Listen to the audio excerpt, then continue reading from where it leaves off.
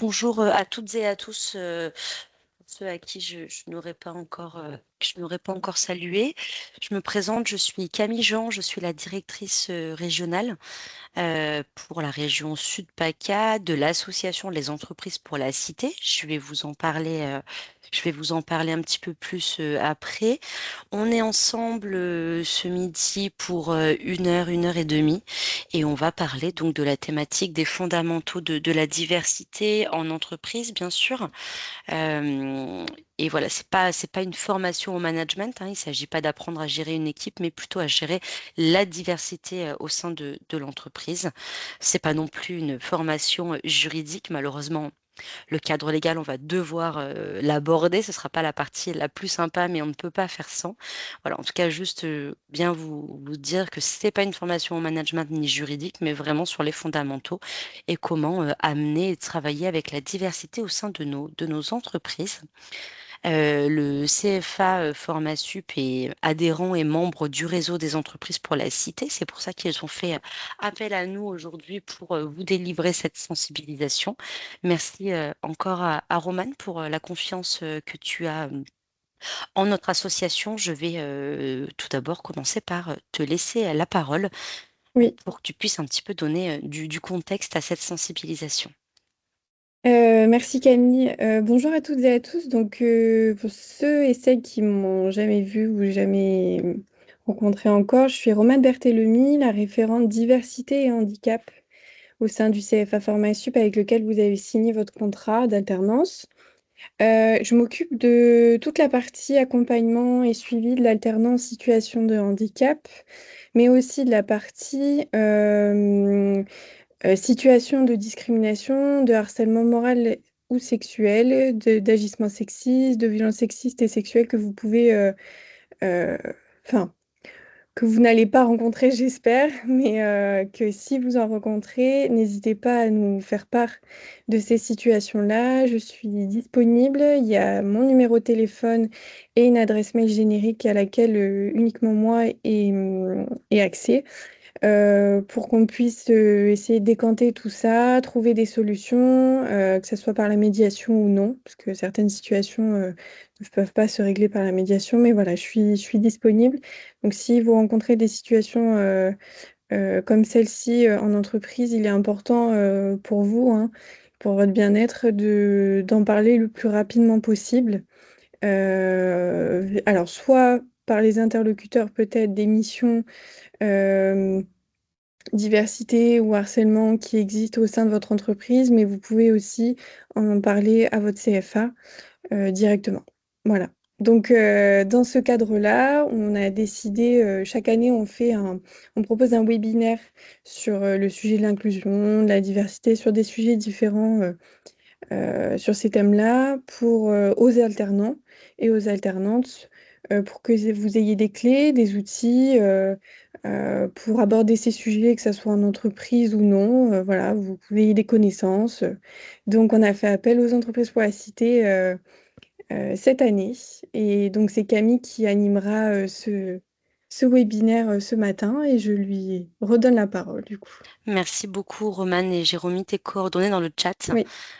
Voilà, c'est peut-être plus facile de faire un copier-coller et de les garder précieusement, même si on ne vous le souhaite pas, mais au cas où vous auriez une situation à faire remonter. Alors très rapidement quand même pour voilà pour me présenter. Donc comme je vous ai dit, j'appartiens à l'association Les Entreprises pour la Cité. Nous sommes un réseau d'entreprises engagées pour l'intérêt général. On existe depuis 40 ans. Il y a 20 ans, nous avons aussi créé la charte de la diversité. C'est une charte qui est soumise à toute structure qui emploie des personnes et dont le CFA d'ailleurs est signataire. On accompagne les entreprises qui sont membres de notre association sur 3 domaines, sur l'éducation, l'inclusion numérique et l'égalité des chances. On accompagne aussi beaucoup sur le socle de la diversité en entreprise pour favoriser l'accès à l'emploi des personnes qui sont le plus éloignées. Et puis, on travaille aussi sur le mécénat et l'investissement citoyen.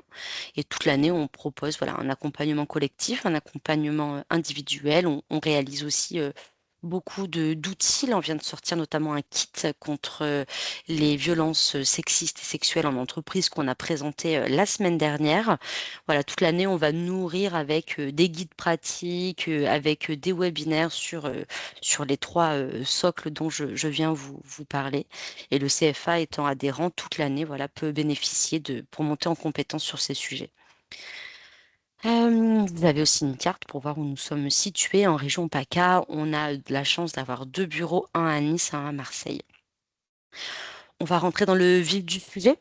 Je vous le disais tout à l'heure, on est ensemble sur une sensibilisation, j'insiste, c'est une sensibilisation aux fondamentaux de la diversité. On va donc voir des chiffres, on va travailler sur la discrimination, la diversité et finalement aussi, c'est bien d'avoir de la diversité, mais il faut aussi avoir de l'inclusion. Comment on inclut la diversité dans le monde du travail. On va bien sûr revoir un peu qu'est-ce qu'un stéréotype. Ils sont à l'origine finalement des discriminations. Et puis le cadre légal. L'objectif de cette heure et demie passée ensemble, c'est vraiment qu'on puisse voir et comprendre l'impact des stéréotypes sur nos comportements, sur nos prises de décision, de prévenir évidemment les risques de discrimination en détectant des situations qui peuvent être discriminantes et on va voir comment faire vivre et manager la diversité au quotidien dans l'entreprise. Afin que ce soit dynamique, je vous le disais, et ludique, on aime beaucoup nous travailler avec des quiz. Et donc, je vais vous demander, s'il vous plaît, d'interagir. Alors, il y a deux possibilités, puisqu'on est sur un cas de figure un petit peu particulier. Soit vous pouvez réagir au quiz avec les émoticônes. Vous savez réagir en haut. Vous avez le pouce, le cœur, applaudir, le rire et puis le petit émoticône surpris. Donc, quand on répond aux questions, vous verrez sur la question la réponse A, B ou C, vous avez le petit émoticône en face. Donc, n'hésitez pas, moi je vois en tout cas vos réponses avec l'émoticône choisi. Ou bien, si vous êtes avec un responsable de formation dans un cadre plutôt scolaire, voilà, où vous êtes nombreux dans une salle, vous pouvez ouvrir le micro et me donner aussi la réponse à l'oral. Si vous avez des questions, alors moi j'ai aucun problème à ce qu'on me coupe la parole. Donc si vous avez une question qui vous brûle les lèvres et que vous ne pouvez pas attendre la fin d'une séquence ou la fin, n'hésitez pas à la poser directement à l'oral ou dans le chat. Romane, je crois que tu vas être là toute la session. Peut-être que les questions dans le Oui, oui. chat, je les verrai un petit peu en retard. Donc n'hésite pas non plus toi à me couper s'il y a une question. Je Oui. tâcherai d'y répondre. Sinon, voilà, vous pouvez la noter ou la mettre dans un coin de votre tête et puis on aura bien sûr un temps à la fin pour vos questions si vous en avez. Voilà, j'espère que c'est à peu près clair et puis bah, voilà, on va rentrer dans le vif du sujet pour l'introduire avec un petit quiz. On va se faire la main sur un premier quiz, comme ça on va voir si vous prenez bien en main nos outils. La première question, ça se déroule pour vous correctement? Ouais, c'est bon. Ça ne venait pas la présentation, c'est bon. La première question, en France, d'après vous, quel est l'écart moyen de salaire qui est inexpliqué entre un homme et une femme à un poste donné et à un temps de travail égal? Ouais, je vois que les émoticônes, ça fonctionne. Je vois du cœur. 21%. En France, quel est l'écart moyen de salaire inexpliqué entre un homme et une femme à un poste donné et à temps de travail égal? Ok, je vois donc du 12 et du 21%. Et effectivement, j'ai essayé d'insister, mais il y avait un petit piège dans cette question parce qu'on parle beaucoup de 21, 24%. Et là, la réponse, elle est de 4%. Donc effectivement, la réponse va vous surprendre, j'imagine, et je vais détailler, vous expliquer tout ça. Le revenu salarial moyen des femmes est inférieur effectivement de 24% à celui des hommes dans le secteur privé. C'est un écart qui peut s'expliquer tout d'abord par les différences de volume de travail annuel, car les femmes sont souvent à un emploi avec un temps partiel. Donc il y a vraiment cette notion finalement de temps de travail. C'est pour ça que dans la question, il y avait vraiment le poste et le temps de travail qui seraient égal. Et cependant, même si on est sur un temps de travail identique, le salaire moyen des femmes est inférieur toujours à 15% de celui des hommes. Je m'explique et j'y arrive aux 4%, hein, promis. Depuis 95, juste pour vous donner un peu de contexte, quand même, depuis 1995, il y a une nette amélioration. Les inégalités de temps de travail, tout comme les inégalités sur le salaire, elles sont nettement réduites. Et pourtant, il y a toujours des différences de salaire qui s'expliquent surtout par la répartition finalement genrée des professions. C'est-à-dire que les femmes n'occupent pas le même type d'emploi et ne travaillent pas dans les mêmes secteurs que les hommes et elles accèdent aussi plus difficilement à des postes plus rémunérateurs. Par contre, à poste comparable, donc compétences égales, poste comparable, temps de travail égal, l'écart de salaire en équivalent temps plein est réduit à 4% environ. Les écarts de revenus entre les hommes et les femmes, ils continuent à être davantage marqués lorsque, ils deviennent parents. Les mères ont des temps de travail, mais aussi des salaires en équivalent temps plein, pardon, qui vont nettement, diminuer. Et voilà, et pour vous donner un petit peu d'infos, complémentaires, en France, on a 87 familles de métiers et dans ces 87 familles de métiers, on va en retrouver que 8 qui sont mixtes. Donc on a aussi énormément de travail à faire sur la mixité des métiers.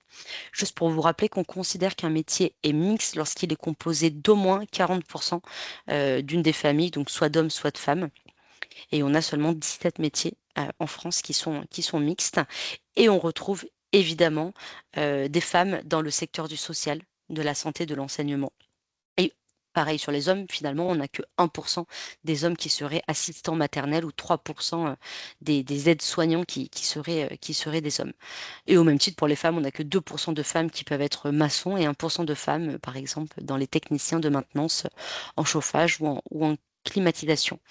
Le, gouvernement s'était fixé, 30 de métiers mixtes à l'horizon 2025, donc on en est encore, très, très loin et en fait, la mixité des métiers amènerait justement à avoir une meilleure qualification et à améliorer finalement, la différence de revenus et cette inégalité, salariale. On passe sur la deuxième question. Parmi, les personnes en situation de handicap, d'après vous, combien le sont devenus au cours de leur vie? Est-ce que c'est 12? Est-ce que c'est 43 ou 85 de personnes en situation de handicap qu'ils sont devenus au cours de leur vie? Je vois du 12, du 43 et c'est 85. 85 des personnes en situation de handicap en France le sont devenues au cours de leur, vie. On n'a que 15 donc des personnes qui naissent avec un handicap ou alors qui le développent dans la toute petite enfance. Et parmi les personnes en situation de handicap, on n'a que 2 de personnes qui sont en fauteuil roulant. On estime à 80 le nombre de personnes qui ont un handicap qu'on appelle invisible, et pourtant, vous voyez là, j'essaie d'arriver un petit peu sur les stéréotypes et la perception, mais cette perception et ces stéréotypes qu'on a nous provient de notre société, de notre culture, parce que par exemple, lorsqu'on parle des personnes en situation de handicap, le picto qu'on voit de partout, c'est le fauteuil roulant. Alors que finalement, ça représente que 2 de la population qui serait en situation de handicap et 80 des handicaps, ne se voient pas, est invisible, il est divers et il va s'acquérir au cours de la vie. Dans le cadre professionnel, simplement pour vous dire que les personnes en situation de handicap sont 2 fois plus touchées par le chômage et le chômage notamment de longue durée. Alors, est-ce que j'ai plus de chances d'obtenir une augmentation de salaire si je suis beau ou si je suis belle, d'après vous?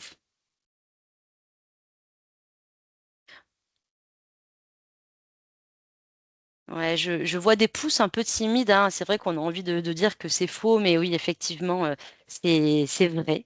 Hem, il y a un sociologue qui a écrit un livre qui s'appelle «Le poids des apparences, beauté, amour et gloire» et en fait, il a écrit ce livre, certes, mais il a surtout mené des expérimentations qui sont, passionnantes mais en même temps effrayantes avec, par exemple des CV, d'une femme, la même femme qu'on a envoyée à une entreprise avec un CV avec une photo où elle est maquillée, une photo où elle est pas maquillée et effectivement, je peux vous confirmer qu'en étant maquillée, ben, on a l'air, aux yeux du recruteur bien sûr, hein, plus intelligente, plus compétente, et du coup, on a davantage de chances d'être recruté.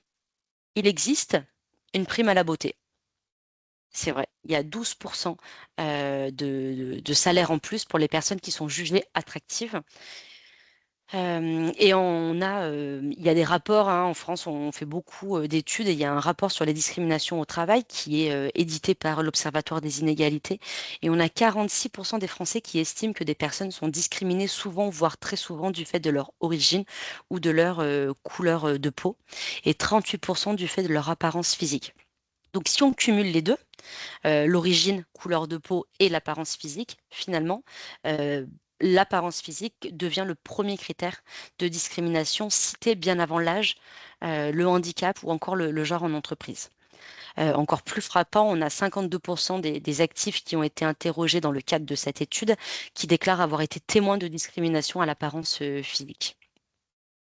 Voilà, donc c'est vrai qu'il y a pas mal d'études qui déclarent que le fait d'être jugé beau, voilà, on est plus attractif sur le marché de l'emploi et en plus de ça, on peut avoir plus d'augmentation de salaire. Je pourrais vous en dire beaucoup plus, mais on reparlera tout ça sur les critères de discrimination à l'embauche et en entreprise. On arrive sur la troisième question. On va s'intéresser aux personnes LGBT+. D'après vous, parmi cette communauté, quelle proportion déclare avoir déjà entendu des expressions LGBT-phobes au travail? 33, 53, 88% de personnes LGBT déclarent avoir déjà entendu des expressions. Ouais, je vois pas mal de réactions un peu différentes. Alors, c'est pas neutre, hein, parce que c'est la moitié de la population et effectivement, c'est 53% qui ont déjà entendu des expressions LGBT-phobes. Est-ce que, si vous le pouvez, en tout cas, et si vous le souhaitez, ouvrez votre micro, est-ce que le terme LGBT+, c'est OK pour vous? Et je fais même un abus de langage parce que je devrais dire LGBTQIA+. Mais est-ce que c'est clair ou est-ce que vous avez besoin que je revienne sur cet acronyme-là? J'ai pas de réaction, mais je vais Non, vous le... oui, sur l'acronyme, s'il vous plaît. Oui, alors le L, c'est lesbienne, le G, c'est gay, B pour bisexuel, T pour transgenre, Q pour queer, le I de intersexe et le A de asexuel. Alors, je pense que sur lesbienne, gay, bisexuel, transgenre, j'ai peut-être pas besoin de revenir dessus. Simplement vous dire que le Q de queer, c'est une personne, en fait en anglais ça signifie bizarre, étrange. C'était à l'origine utilisé à des fins péjoratives pour désigner une personne, en fait, finalement, qui a une orientation sexuelle ou une identité sexuelle qui est différente de l'hétérosexualité, mais qui ne se reconnaît pas non plus. C'est une personne qui va pas forcément se reconnaître et qui peut vaciller entre différents genres de cette communauté. Les personnes intersexes, donc le I de LGBTQIA+, avant on les appelait les hermaphrodites. Vous savez, c'est une personne vraiment qui va avoir des caractéristiques sexuelles, mais finalement ce sont des chromosomes, hein, hormones, organes génitaux, qui ne correspondent pas aux définitions médicales du genre binaire et du corps féminin, donc ou masculin. Et pourquoi il y a un plus? Parce que dans le Q, il peut y avoir différent, dans le I, il peut y en avoir, voilà, ça peut vaciller et il y en a de plus en plus. Par exemple, le plus, pour vous l'expliquer, dans A, ce qu'on entend, c'est asexuel, mais il peut y avoir aussi attirance émotionnelle. Bon, on n'est pas sur une sensibilisation aux droits LGBT+ en entreprise. Je serais ravie de l'animer ultérieurement. Du coup, je me permets d'avancer, en tout cas, sur cette question. Cette question, c'était vraiment pour, ces questions, en tout cas, c'était vraiment pour introduire le sujet des discriminations et de la pluridisciplinarité qu'on peut avoir sur les différentes terminologies de la discrimination en entreprise. On reviendra sur le sujet de la discrimination et de la diversité au travail. Avant ça, on va avoir un petit peu de vocabulaire, du vocabulaire pour bien comprendre de quoi on parle et mettre un petit peu de l'ordre dans les différents concepts qu'on peut entendre. Euh, alors, tout d'abord, il y a différents concepts à ne pas confondre, typiquement sur l'égalité de traitement. Vous avez dû en entendre parler. L'égalité de traitement, il faut que tout le monde soit au même niveau. On est vraiment dans une logique qui va être égalitariste.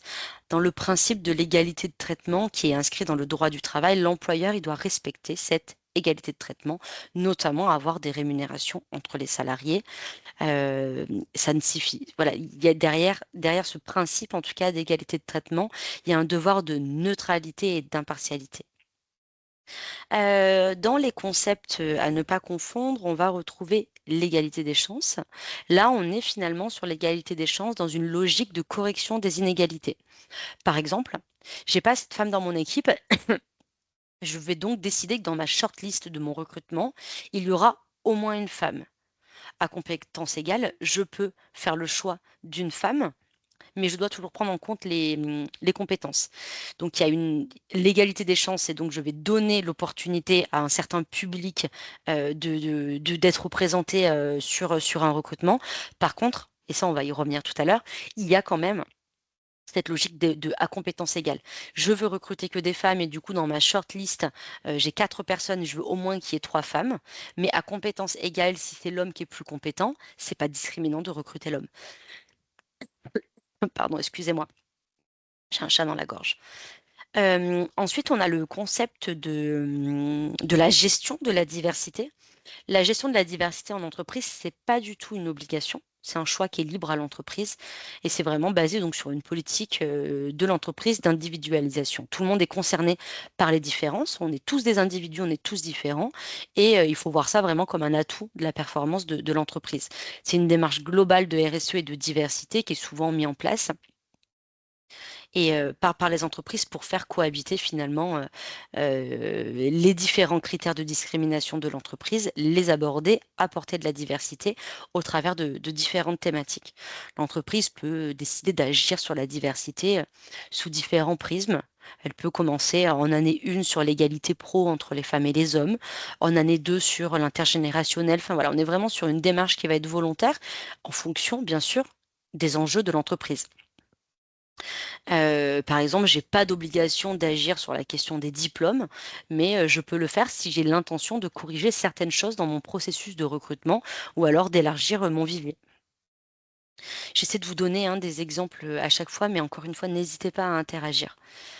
Et ensuite, donc au-dessus même de la diversité, on va retrouver l'inclusion. Et là, je vais vous citer, une citation que moi j'aime beaucoup, que je trouve très parlante et j'espère que ça va vous parler à vous aussi. La diversité, c'est quand on est invité à un bal, par exemple, mais l'inclusion, bah, ça serait d'être invité à danser. C'est-à-dire qu'au-delà de l'intégration, des différences, alors c'est bien en entreprise, je vais décider d'avoir autant de femmes que d'hommes, d'inclure la communauté LGBT, d'avoir des personnes issues, des, quartiers prioritaires de la ville. Je vais avoir autant de seniors, que de juniors. Je vais décider, bon, je pourrais citer 1000 exemples. D'accord, ça c'est super, vous faites vivre la diversité, mais justement la faire vivre, c'est faire en sorte que les différences interagissent ensemble. Par exemple, alors ça se fait plus trop, hein, mais avant, en fin d'année, l'entreprise pouvait envoyer un colis, mais voilà, plutôt pour souhaiter de joyeuses fêtes de fin d'année. Mais plutôt que d'envoyer un colis avec du vin et du saucisson, du vin rouge et du saucisson, eh ben, on va essayer d'offrir un cadeau qui convienne à tout le monde. Voilà, c'est pour faire vraiment une bonne intégration et intégrer cette diversité de genre, cette diversité générationnelle, de nationalité ou encore d'orientation sexuelle, et la faire vivre. Et il peut pas y avoir d'inclusion finalement sans le respect du principe d'égalité de traitement et d'équité. J'espère que c'est clair et que je ne vous, perds pas. Encore une fois, n'hésitez pas. Mais alors pourquoi, agir en faveur de la diversité et de l'inclusion? On va voir que, bah, c'est bénéfique à plusieurs, niveaux. Ça permet de lutter contre le risque discriminatoire, donc ça réduit le risque financier et le risque d'image. Ça permet d'attirer et de fidéliser. Il y a eu une enquête, hein, qui a été faite par l'Autre Cercle pour estimer le pouvoir d'achat de la communauté LGBT et dans cette enquête de L'Autre Cercle, c'est l'acteur en France de référence sur, l'intégration à l'emploi de la communauté LGBT. Et en fait, le pouvoir d'achat, il est très important et qu'on soit un allié de la communauté ou qu'on soit dans cette communauté-là, et ben, en fait, de préférence, je vais plutôt acheter chez Coca-Cola qui soutient la communauté LGBT, qui participe chaque année au Pride Day, plutôt que Pepsi qui, pour le coup, ne fait rien en faveur de l'inclusion LGBT. Je vous ai donné un exemple qui m'est sorti comme ça, mais c'était juste pour, voilà, ça permet d'attirer de l'attractivité de la marque employeur. Et ça permet aussi d'attirer et de fidéliser de plus en plus de candidats. créer des conditions de performance globale. Bah, voilà, si on est respecté pour ce que l'on est finalement au sein de son entreprise, il y aura moins de turnover, il y aura moins d'absentéisme, il y aura moins d'arrêts maladie, d'accidents du travail, il y aura un climat social qui sera bien plus apaisé et ça permettra plus d'innovation, plus de synergie et donc ça va permettre à l'entreprise de créer de la valeur. Voilà pour les bienfaits de l'inclusion. Mais alors pourquoi on discrimine finalement? On discrimine pas forcément parce qu'on est un gros méchant, on le discrimine régulièrement sans le vouloir, de manière indirecte ou bien de manière directe quand c'est visé. Mais pour comprendre pourquoi, évidemment, on va commencer le volet sur les discriminations, pardon, sur les stéréotypes. Alors, je vous ai mis une petite définition, hein. Les stéréotypes sont des croyances. Moi, j'aime bien dire que ce sont des croyances limitantes. Ce sont des idées socialement partagées par un groupe sur des traits, des valeurs, sur de l'apparence physique. C'est ce qu'il faut comprendre derrière le stéréotype, finalement, c'est que, parce qu'il faut déculpabiliser, on en a tous. On est avec des stéréotypes. Je vais étayer mon propos ensuite. On ne peut pas faire sans. C'est un mécanisme qui est naturel de notre cerveau, qui est normal. Donc, pas de panique. C'est pas grave d'avoir des stéréotypes. Par contre, c'est hyper important d'en avoir conscience pour pouvoir les identifier et pouvoir finalement contrer le schéma de notre cerveau. Notre cerveau, il a toujours besoin d'aller vite. Et du coup, quand on a besoin d'aller vite, on va faire appel à une image mentale et c'est là que les stéréotypes arrivent. Parce que ce sont donc des biais cognitifs, nos stéréotypes, qui sont vecteurs finalement de fausses idées. Et on finit par traiter des personnes et des situations sur des généralités et des a priori qu'on a et qui sont inconscients. Euh, le stéréotype, c'est un cliché, c'est une image mentale, une opinion qui va être toute faite et qui nous permet de classer, d'ordonner des individus et des groupes sont, ouais, comme je vous disais, fait, des raccourcis de la pensée. Le stéréotype, il se caractérise finalement par la résistance aux expériences, à la réalité. C'est une opinion portée. Et le stéréotype, attention, il n'est pas que négatif, hein, il peut aussi être positif. Euh, Finalement, ça remplit une fonction cognitive importante, un stéréotype, parce qu'on a une abondance d'informations tout le temps que notre cerveau va recevoir et l'individu, il a besoin d'aller plus vite. Le préjugé, pardon, ça va être une opinion préconçue portant sur un sujet. Pour vous donner un peu un exemple, par exemple, je vais vous dire un stéréotype. Les punks sont des marginaux. Les punks sont des marginaux, c'est un stéréotype. Faites pas semblant qu'on peut partager parce que voilà, on l'a tous eu. Je devrais pas englober tout le monde, mais en tout cas, 99% peut avoir ce stéréotype-là. Et ben le préjugé, ça serait de dire les punks, ils sont sales, ils sont agressifs, ils sont dangereux. Et ça, c'est ne pas aimer les punks finalement sans les connaître. Je vais vous donner bien sûr d'autres exemples. Et pourquoi on a ces stéréotypes-là? Parce qu'on vit dans une culture qui est complètement stéréotypée dès le plus jeune âge, à l'école, à la télé, sur les réseaux sociaux. Et la publicité, elle est extrêmement efficace pour les stéréotypes. On doit vous vendre un produit en 10 secondes. Là, on arrive dans la joyeuse période de Noël. Allez faire un tour chez Decathlon. Enfin, voilà, vous n'avez pas besoin finalement que je vous explique. Il y a aussi ce qu'on appelle la taxe rose. Vous rentrez chez Decathlon, vous allez dans le rayon des trottinettes. Vous avez les trottinettes bleues pour les garçons, les trottinettes roses pour les filles. Donc forcément, dès le plus jeune âge, les filles vont se dire, bah, le rose, c'est une couleur pour les filles. Je ne veux pas mettre de bleu. Le bleu, c'est une couleur pour les garçons. Et il y a aussi la taxe rose, ça vous parle peut-être. Je m'adresse à un public relativement jeune, donc si vous avez Instagram, je vous invite vivement à suivre le compte Pépite Sexiste, qui parle très bien de la taxe rose. C'est un peu comme l'écart salarial entre les hommes et les femmes, c'est complètement inexpliqué. Les produits dédiés aux femmes ou aux petites filles sont toujours plus chers. La trottinette bleue sera moins chère que la trottinette rose. Ça s'explique pareil sur les rasoirs. Quand vous faites vos cours chez Carrefour, ce soir, pensez à moi. Regardez le prix du gilet homme bleu et le gilet pour les femmes rose. Vous verrez que le rose est plus cher. Ça s'explique par des stéréotypes et on nous dit que les femmes, du coup, sont des acheteuses compulsives et du coup vont plus dépenser. Donc, on essaie de se faire de l'argent sur le dos des femmes. Bon, bref, tout ça n'est qu'une mascarade, mais vraiment, le compte Pépite Sexiste est très sympa.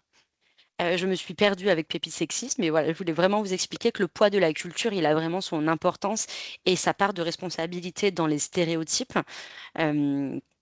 et on met du temps finalement à les déconstruire. Par exemple, j'espère que vous avez vu le film Intouchable. Ça vous parle? Je peux partir sur cet exemple-là.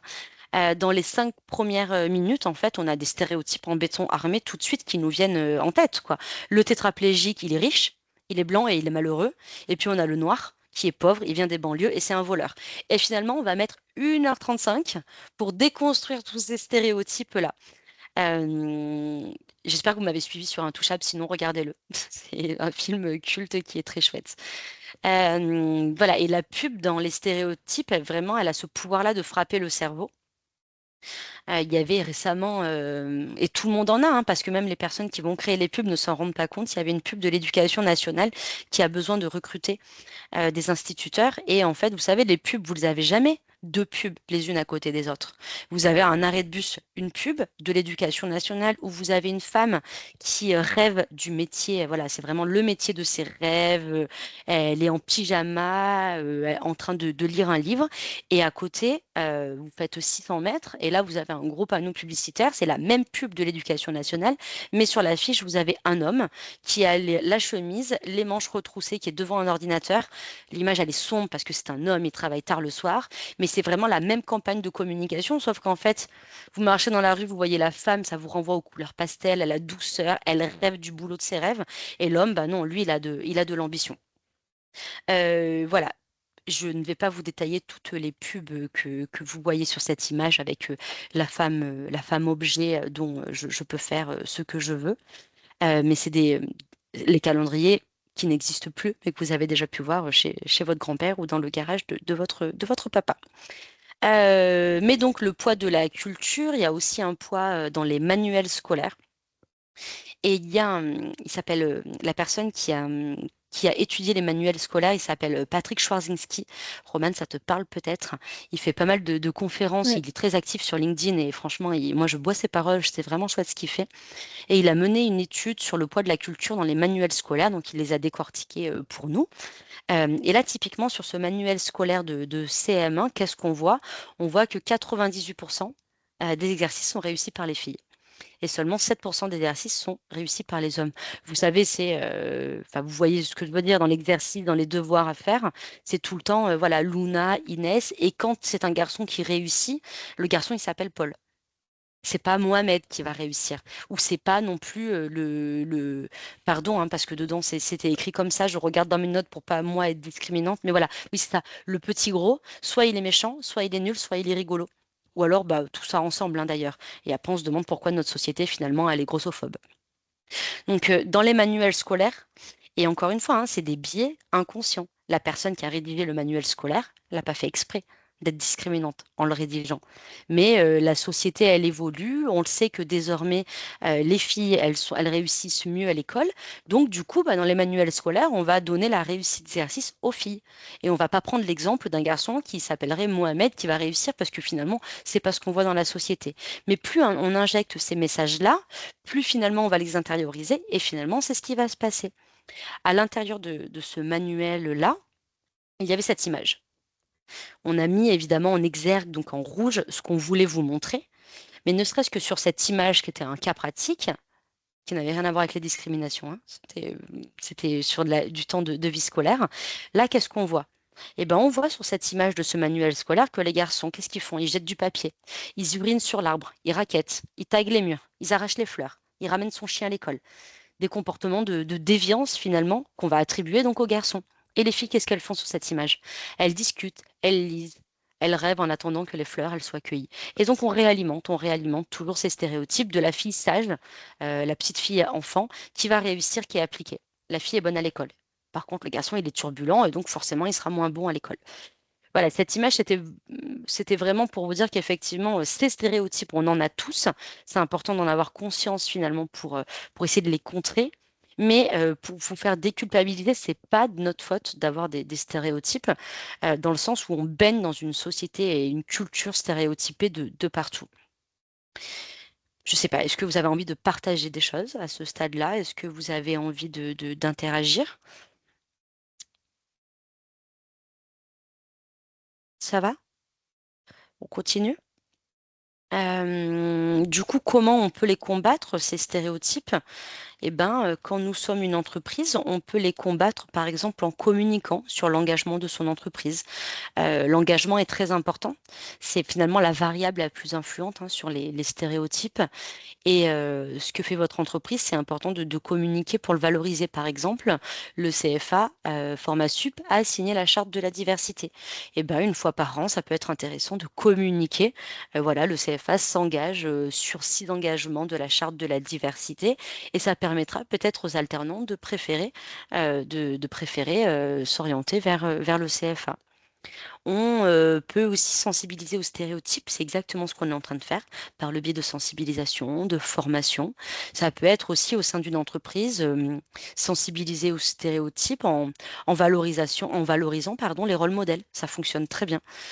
Avoir une communauté RH qui va travailler avec des groupes sur différents sujets. On peut aussi lutter contre les sentiments de discrimination en les écoutant, en objectivant des situations de discrimination qui peut se produire au sein de votre entreprise et puis créer des situations professionnelles d'échange et de coopération. C'est ce qu'on a vu juste avant, c'est l'inclusion finalement. Et c'est la dernière étape, mais c'est la plus importante parce que c'est bien beau d'afficher une charte de la diversité, d'afficher une politique avec 6% de handicap, mais vraiment le mieux, la cerise sur le gâteau, c'est de créer l'inclusion et de faire en sorte que tout ce monde puisse interférer et travailler ensemble. Et ensuite, est-ce que, en tant qu'individu, qu'est-ce qu'on peut faire? Bah, on peut prendre Alors, conscience oui Camille, je te coupe. Il y a une petite question sur le chat. Est-ce que les stéréotypes, c'est forcément négatif?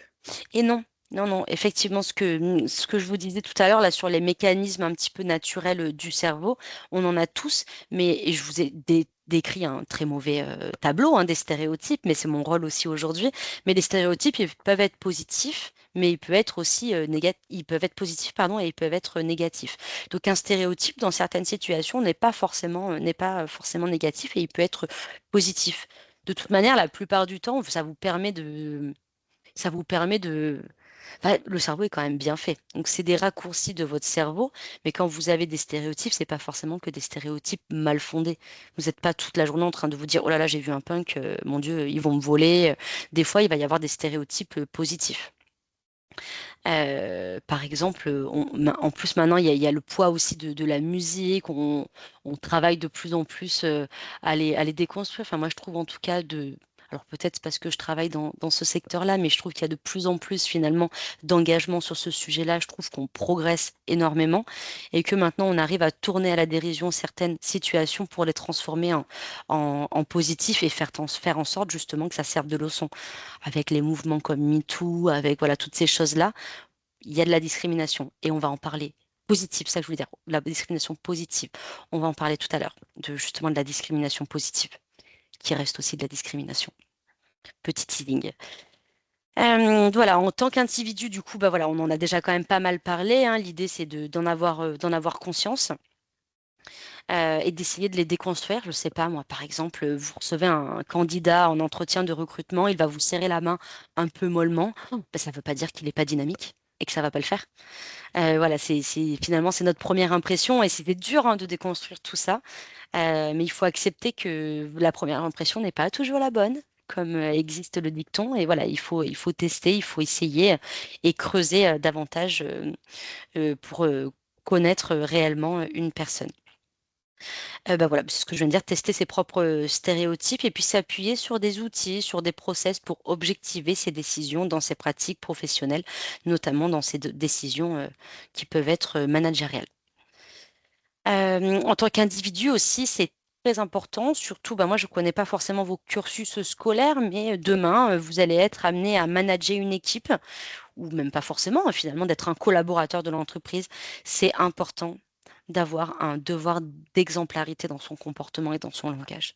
Si vous êtes irréprochable, d'ailleurs, petit tips cadeau de Noël, je vous invite à lire les accords Toltec, les 4 accords Toltec, si ce n'est pas déjà fait. Mais en étant irréprochable et en ayant une parole, en tout cas impeccable, avec cette exemplarité dans notre comportement, ça vous donnera à vous toute la légitimité de recadrer. demain à la machine à café, vous entendez un propos discriminant, eh ben, vous allez pouvoir recadrer en disant attention, hein, ce que tu viens de dire, ça peut blesser la personne, c'est discriminant. Et en fait, ça permettra à l'autre en face de pas dire, bah, attends, toi, la semaine dernière, je te rappelle que tu as fait la même chose à Jean-Claude. Voilà, ayez ce devoir finalement d'exemplarité vous permettra aussi d'asseoir de la légitimité pour défendre, parce que dans les cas de discrimination, ce qui est précieux en entreprise, c'est d'avoir des alliés. Vous savez que des fois, la parole, elle est difficile à libérer. La personne qui est victime de discrimination ne va pas tout de suite demander au CSE, au RH une enquête sur cette discrimination. Au début, la personne, elle va intérioriser, elle va prendre sur elle, ça va être, voilà, ça va créer beaucoup de difficultés mentales et ça peut atteindre aussi la performance de l'entreprise. Par contre, de voir que dans son équipe, elle a des collègues qui sont des alliés et qui sont prêts à monter au credo pour défendre des positions, ça permettra aussi de pouvoir libérer la parole. Je vous propose qu'on regarde une petite vidéo pour illustrer finalement tout ce qu'on vient de se raconter. J'ai toujours un peu peur sur les vidéos avec le son. Donc si le son ne vient pas, n'hésitez pas à me faire des grands gestes.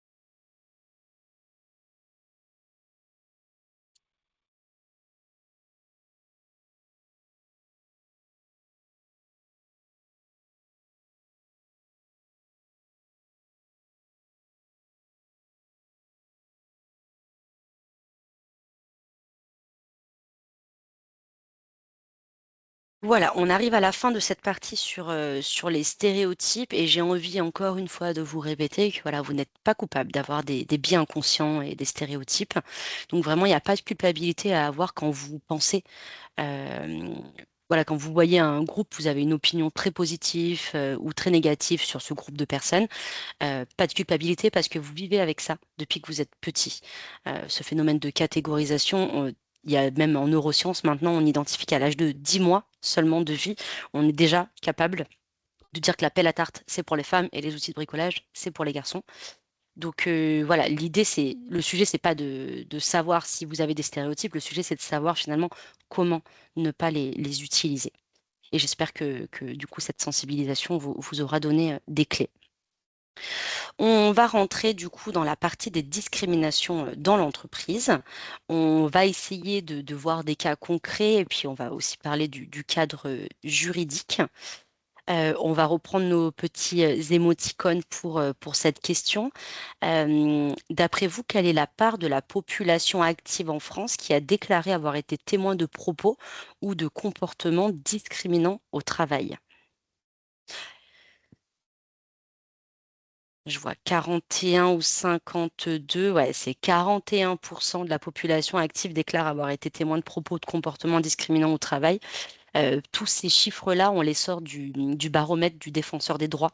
Je ne sais pas si ça vous parle, c'est l'acteur de référence en France sur les discriminations en entreprise et à l'emploi. Ils sortent des baromètres chaque année et c'est vraiment passionnant. Donc je vous invite, mais on en reparlera un petit peu après aussi du défenseur des droits.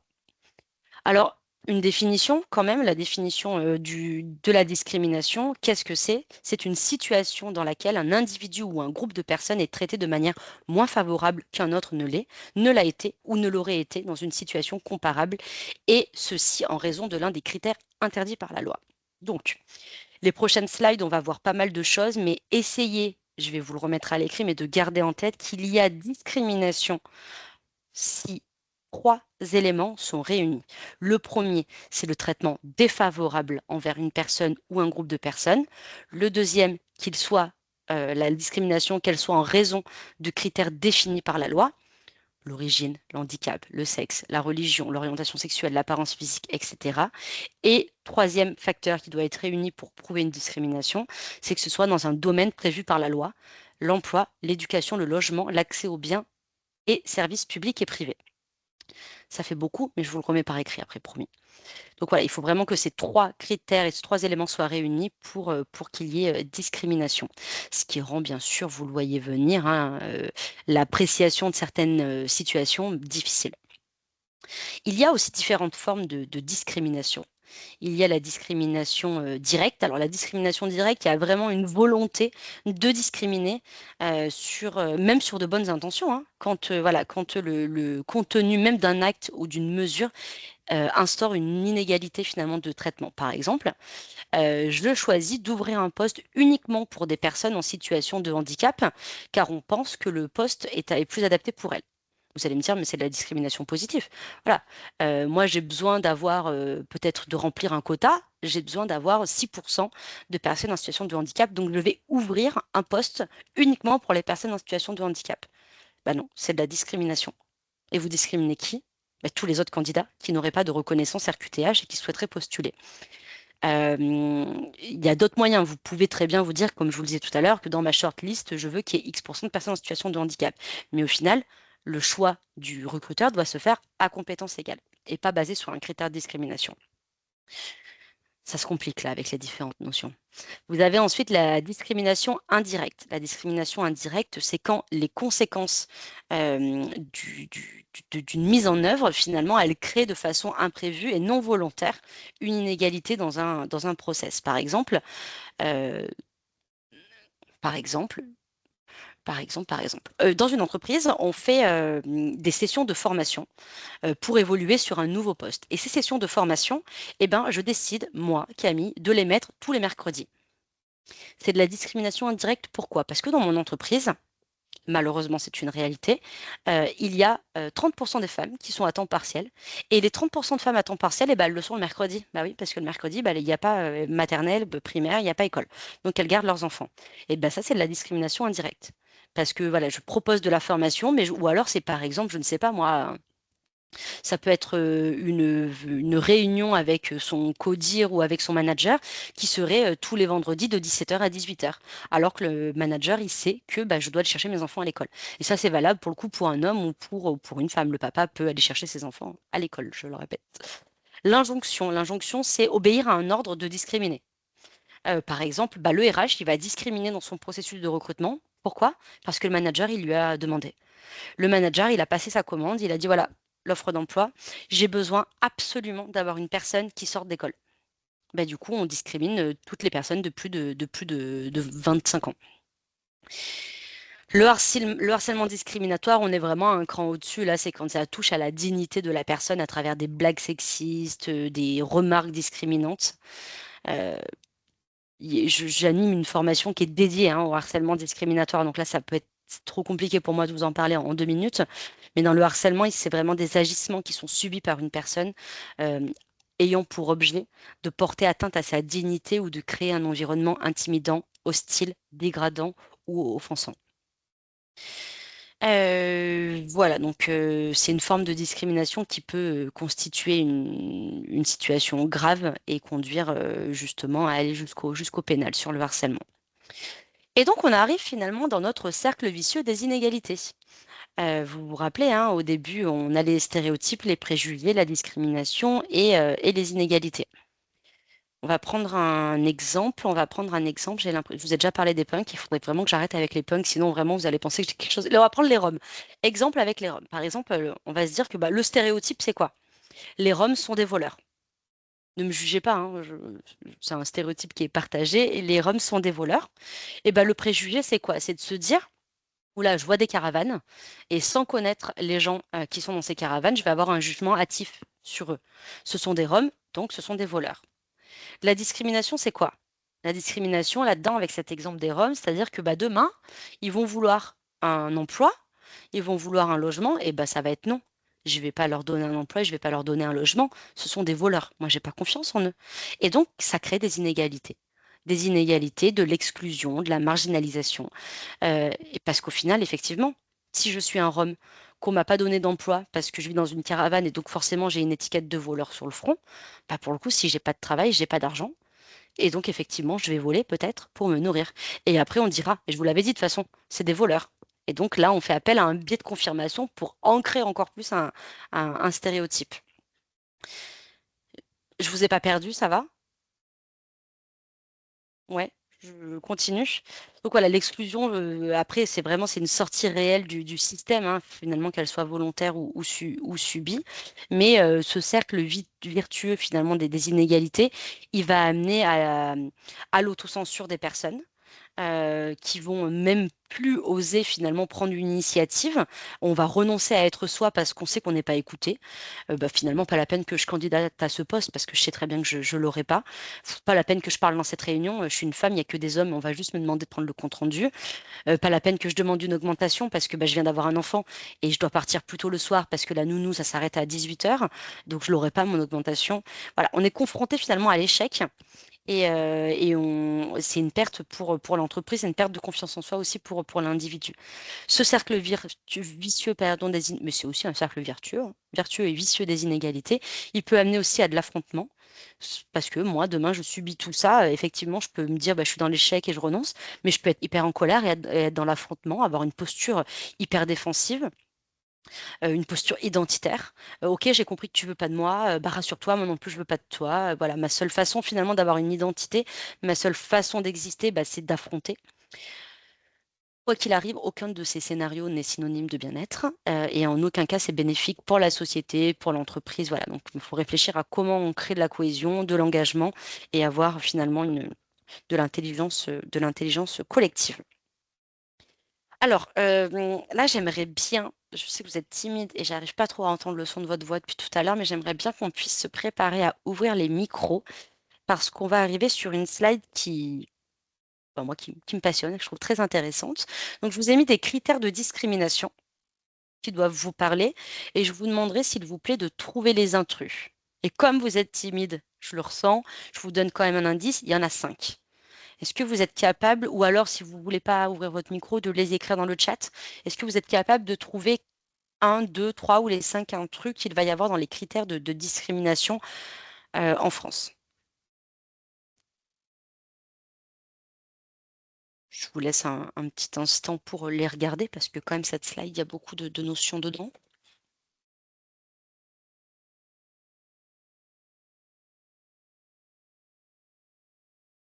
Il n'y a personne qui veut domiciliation bancaire.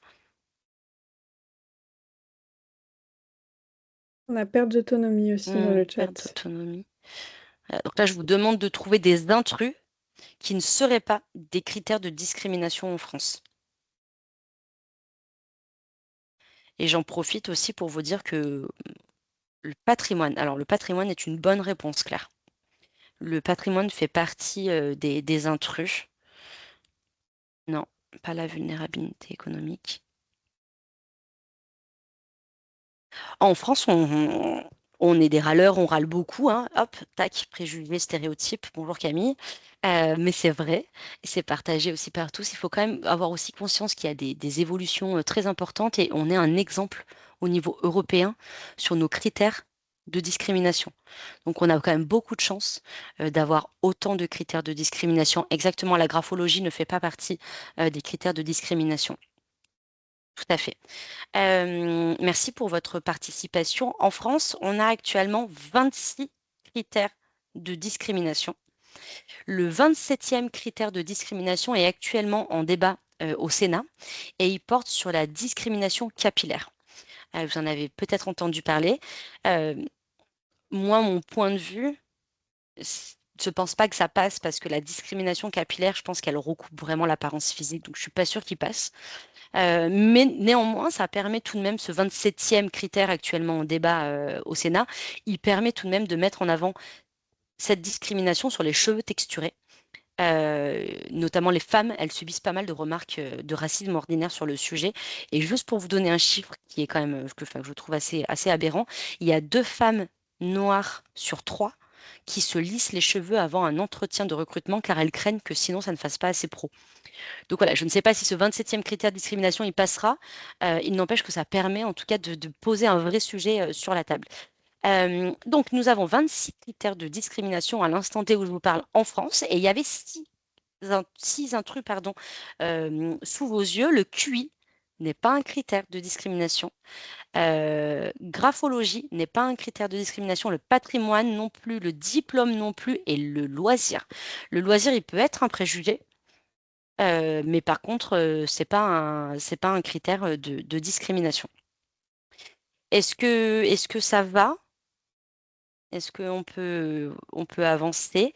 Il y a des critères qui ont été posés à l'international, comme celui de l'apparence, notamment et l'appartenance à une ethnie, l'identité de genre, l'orientation sexuelle, les opinions politiques, les activités syndicales, et la croyance ou l'appartenance ou non-appartenance vraie ou supposée à une religion. Ça, c'est des critères qui sont issus de textes internationaux.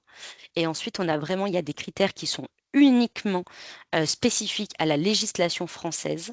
Et donc, il y a 12 critères de discrimination que vous voyez là qui sont vraiment spécifiques aux Français. C'est la situation de famille, l'apparence physique, le nom de famille, les mœurs, le lieu de résidence, la perte d'autonomie, la particulière vulnérabilité résultant de la situation économique, la capacité à s'exprimer dans une autre langue que le français, la qualité de lanceur d'alerte, la qualité de facilitateur d'une alerte ou d'un lien avec le lanceur d'alerte. Ça, c'est vraiment une spécificité propre à la France. On va passer sur une slide un peu moins fun, hein, mais il faut quand même qu'on parle du cadre légal. Lorsqu'il y a discrimination en entreprise au disciplinaire, c'est l'employeur qui va mener la procédure. L'auteur, c'est le salarié de l'entreprise qui est mis en cause dans cette situation discriminante. Et du coup, ça peut avoir donné lieu à une enquête interne. Donc, en entreprise, généralement, il y a une sorte de pyramide et de personnes identifiées pour être des lanceurs d'alerte. Ça peut être le CSE, ça peut être le RH, ça peut être le médecin du travail. Et donc, quand il y a une situation discriminante, vous allez ouvrir une enquête suite à un signalement au disciplinaire avec l'entreprise. Ensuite, vous allez avoir le civil. civil, donc c'est le prud'homme, sont nuls de plein droit toutes les dispositions ou tous les actes contraires au principe de non-discrimination. Et donc, il peut y avoir, en tout cas, au civil, une réhabilitation et des dommages et intérêts en fonction de ce qui ressortira, en tout cas de cet acte de dénonciation. Et sur les dommages et intérêts, ça peut aller à au moins 6 mois de salaire pour la personne qui aurait subi une discrimination. Et enfin, au pénal, donc pareil, hein, chaque fois qui mène la procédure, bah, là pour le coup, c'est l'État qui est mis en cause, bah, l'auteur. Et ensuite, il va y avoir l'auteur, ça va être l'entreprise. Et ensuite, il va y avoir la charge de la preuve. Simplement vous dire qu'au pénal, la personne physique qui aurait commis une discrimination, ça peut aller jusqu'à 45 000 € d'amende et 3 ans d'emprisonnement. Et pour la personne morale, juste pour vous le rappeler, c'est l'entreprise. L'entreprise, si elle est mise en cause aussi dans ce fait discriminatoire, ça peut aller jusqu'à une amende de 225 000 €. Donc voilà un petit peu pour le côté procédure et le côté sanction. Ce qu'il faut retenir, c'est que la loi, elle indique aussi qu'il peut y avoir des différences de traitement. Donc vous avez vu tout à l'heure, pour qu'il y ait discrimination, il fallait qu'il y ait 3 notions de retenue. Donc ça, vous l'avez en tête et on va le revoir tout de suite après. Mais la loi, elle indique qu'il peut y avoir des différences de traitement admises en se basant sur certains critères, dès lors qu'il y a des différences de traitement qui répondent à une exigence professionnelle essentielle et déterminante, et pour autant qu'il faut que l'objectif il soit légitime et l'expérience proportionnée. Et là, donc, je vous ai perdu. En gros, c'est-à-dire qu'il y a discrimination, par exemple, si je demande à une personne de ne pas porter le voile en entreprise, après, ça dépend encore une fois de la charte aussi interne et du code interne à l'entreprise. Mais par exemple, je vais vous donner un exemple. Une femme voilée dans un entrepôt au contact de machines dangereuses, eh ben, on peut faire appliquer un principe de non-discrimination, justement. Pourquoi? Parce que le bon fonctionnement de l'entreprise, la sécurité, l'hygiène et l'exécution de la tâche priment toujours. Et du coup, la sécurité, elle n'est pas assurée si on a une femme voilée qui est en train de travailler dans un entrepôt en contact avec des machines. Je n'ai pas besoin de vous expliquer pourquoi, je crois. Je vous ai cité cet exemple, mais ça peut être par exemple dans l'entreprise. On a un employé qui est en surpoids et il doit conduire un engin utilitaire qui est réglementé en fonction de la taille et du poids. Et ben, dans le cadre du recrutement, je peux refuser d'embaucher une personne qui serait en surpoids parce que dans l'offre d'emploi, il y a, dans le cadre du recrutement, c'est bien écrit qu'il va falloir utiliser tel engin et tel engin dans le mode de fonctionnement. Je suis obligée de respecter la sécurité. On ne doit pas dépasser, je sais pas moi, 1,92 m et X kilos. Et on va, du coup, pour illustrer tout ce que je viens de vous dire, on va faire un petit peu des exemples et des cas pratiques. Je vais vous redire ce qu'on a vu précédemment. Donc, pour identifier une situation discriminante, pour identifier une situation à risque, il faut toujours qu'il y ait les 3 conditions réunies. Les 3 conditions qu'on a vues tout à l'heure, c'est: est-ce que la personne a subi une inégalité de traitement? Non. Bah, dans ce cas-là, il n'y a pas de discrimination. Oui. Alors, dans ce cas-là, il faut qu'il y ait le 2e critère, la condition réunie, pardon. Est-ce que ça s'applique dans le cadre de la loi, l'accès à l'emploi, le déroulement de la carrière, sanction? Alors, si c'est non, bah, ce n'est pas une discrimination. Si c'est oui, eh ben, il faut encore que la 3e condition soit réunie, à savoir: est-ce que cette discrimination relève d'un des 26 critères de discrimination qu'on a vus précédemment? Si c'est non, eh ben, il n'y a pas de discrimination. Et si c'est oui, alors effectivement, vous êtes certainement face à une situation qui peut présenter un risque fort de discrimination et donc qui doit être instruit au sein de l'entreprise et ensuite au pénal ou au civil. Donc, c'est des concepts qui sont difficiles, hein. Donc, j'ai essayé d'avoir une slide le plus claire possible. Donc, situation discriminante, il faut qu'il y ait 3 conditions de réunies. Et vous voyez, si c'est non, ça s'arrête. Par exemple, premier exemple, la personne a subi une inégalité de traitement. Non. Oui, pardon. Donc, on est dans de la discrimination. Mais ensuite, si c'est pas applicable dans le domaine de la loi, non, et ben, du coup, il n'y a pas de discrimination. Il faut vraiment que ce soit oui en rouge sur ces 3 conditions pour qu'il y ait une situation de discrimination. Mais attention, encore une fois, chaque situation est à regarder avec sa particularité. On va travailler sur un exemple. Par exemple, pour atteindre une obligation d'emploi des 6% de travailleurs en situation de handicap, une entreprise indique que sur certaines annonces que le poste est ouvert uniquement aux personnes ayant une RQTH. RQTH, peut-être que j'ai besoin de vous expliquer ce que c'est. C'est la reconnaissance de qualité de travailleur handicapé. C'est-à-dire une personne qui est un travailleur handicapé et du coup qui peut rentrer dans les fameux quotas des 6% de travailleurs en entreprise soumis par le droit et l'obligation légale en France pour les entreprises de plus de 20 salariés. Donc, dans mon annonce, dans mon offre d'emploi, il y a écrit que le poste est ouvert uniquement aux personnes ayant un profil RQTH. La personne, oui, elle a subi une inégalité de traitement. Qui a subi une discrimination? Tous les autres candidats. Tous les autres candidats qui n'auraient pas de RQTH. Donc dans ce cas-là, le premier élément qui constitue une discrimination, la réponse est oui, il y a discrimination. Donc on regarde si le deuxième élément qui constitue la discrimination, c'est oui aussi. Est-ce que c'est applicable dans le champ de la loi? Eh bien oui, dans l'accès à l'emploi. Et rappelez-vous, la dernière condition pour qu'il y ait discrimination, c'est les 26 critères de discrimination. Et est-ce que dans les 26 critères de discrimination, il y a le handicap? La réponse est oui. Donc là, on est face à une situation discriminante. Ça va? On part sur un autre exemple. L'entreprise recrute des cadres qui proviennent uniquement d'une seule grande école d'ingénieurs. Est-ce qu'une personne a subi une inégalité de traitement selon vous? Vous pouvez me mettre un pouce, je ne sais pas si on peut mettre. Pour vous, est-ce qu'il y a il peut y avoir une inégalité de traitement? Eh oui, parce que moi, par exemple, j'ai fait un master en géopolitique des conflits. Mais moi, cette offre, j'avais envie d'y postuler. Et je ne peux pas, parce qu'ils recrutent que si je sors de telle école. Donc oui, tous les autres candidats sont discriminés. Est-ce que ce sujet-là, il est dans le champ applicable de la loi? Oui, l'accès à l'emploi. Mais rappelez-vous, est-ce que le diplôme fait partie des 26 critères de discrimination en France? Non.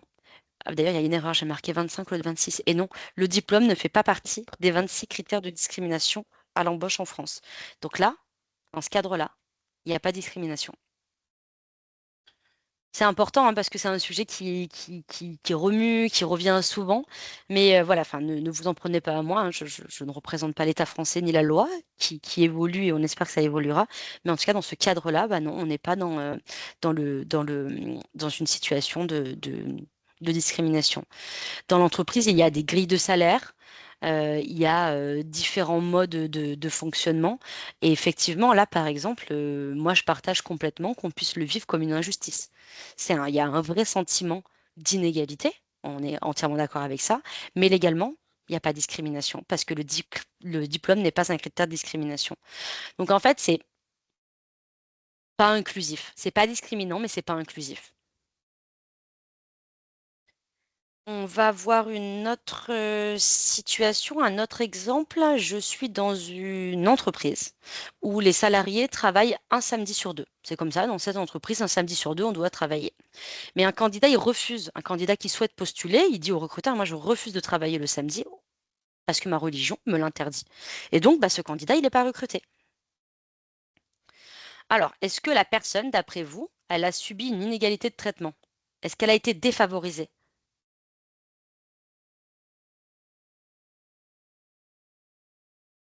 Mais non, il n'y a pas eu discrimination. Ouais, Claire, merci. Non, effectivement, il n'y a pas de discrimination parce que l'entreprise fonctionne ainsi. Vous postulez en connaissance de cause. Vous savez, c'est dans l'offre d'emploi, c'est sur l'entreprise, vous connaissez l'activité de l'entreprise. Il y a besoin de travailler un samedi sur deux. C'est clair, c'est écrit, c'est limpide, c'est ainsi. Donc, si vous postulez, mais sachant que vous ne pouvez pas travailler le samedi, il ne faut pas s'étonner après de ne pas être recruté, mais en tout cas, il n'y a pas de discrimination.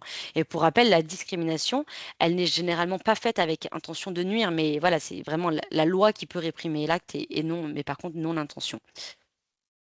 Et donc, voilà, le reste, c'est vide parce que il y a non dès la première condition, donc ça ne sert à rien d'étudier les autres conditions. On arrive bientôt à la fin du temps passé ensemble sur ce sujet des fondamentaux de la diversité en entreprise. C'est le moment où on se fait un peu le récap de tout ce qu'on a vu ensemble. Ce qu'il faut retenir, que voilà, discriminer, c'est un délit qui est sur la base de 26 critères qu'on a vus. Il peut y avoir différentes formes de discrimination, hein, rappelez-vous, direct, indirect, l'injonction, le harcèlement discriminatoire.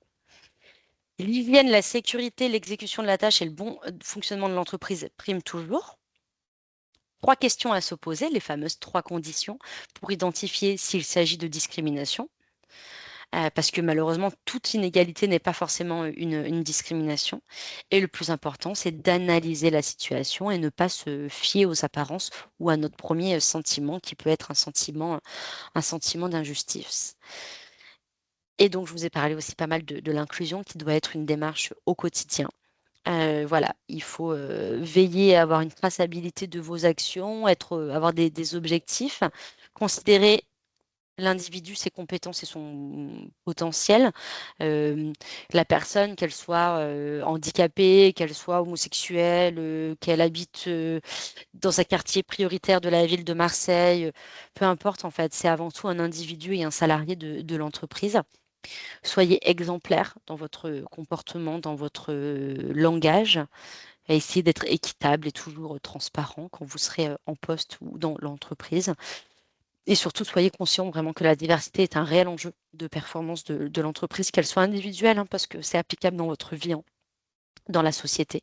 Pensez et agissez en faveur de la promotion de la diversité autant que faire se peut. Et pour clôturer, je vais vous passer, un spot publicitaire qui parle de lui-même et qui est très, très émotif et qui illustre parfaitement tout ce qu'on vient de se voir, notamment sur l'inclusion. Je vous laisse avec cette vidéo.